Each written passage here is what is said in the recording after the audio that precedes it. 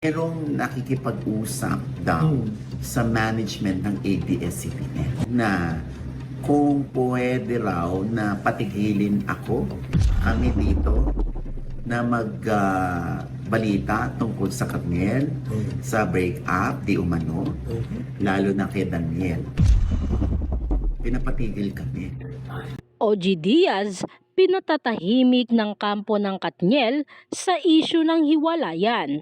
Isinapubliko ng talent manager vlogger na si OG Diaz na ilang tao na ang iniimpluwensyahan ang ABS-CBN na patahimikin siya sa pagsasalita ukol sa napapabalitang breakup ni Daniel Padilla at Catherine Bernardo. Anya, meron daw nakikipag-usap sa management ng ABS-CBN na kung pwede raw na patigilin kami, dito na magbalita tungkol sa Katniel sa breakup di umano, lalo na kay Daniel. Pinapatigil kami. Ani ni OG sa kanyang online talk show na OG Diaz Showbiz Update. Pagkaklaro naman ni OG, wala pa siyang natatanggap na pakiusap mula sa ABS-CBN, ang home network ni Daniel at Catherine.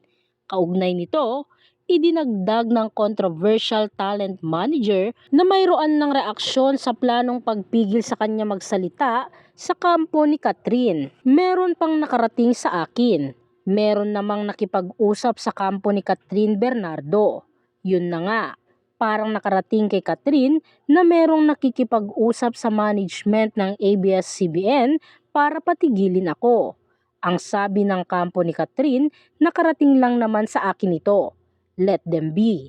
Ibig sabihin, hayaan nyo na sina OG na gawin ang trabaho nila. Parang ganoon yung let them be. Sambit ni OG Diaz. Dinepensahan naman niya ang sarili at sinabing wala siyang inilalabas na fake news ukol sa Katniel.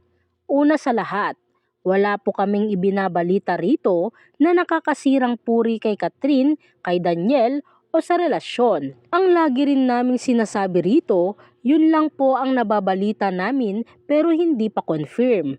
Anya, matatandaan na si OG ang nagpaputok ng balita na patagong nagkikita si Daniel at ang aktres na si Andrea Brillantes. Gayunpaman, nilinaw niya na ito ay binalita lang sa kanya ng isang source at walang kumpirmasyon. Narito naman ang ilang komento ng mga netizens. Triggered ata sila. Cause OG is not a mere chismax maker. May credibility din siya somehow but playing safe.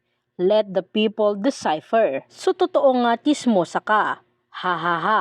Pakikialam yan, pinamamalita mo na hiwalay na. Paninira yan.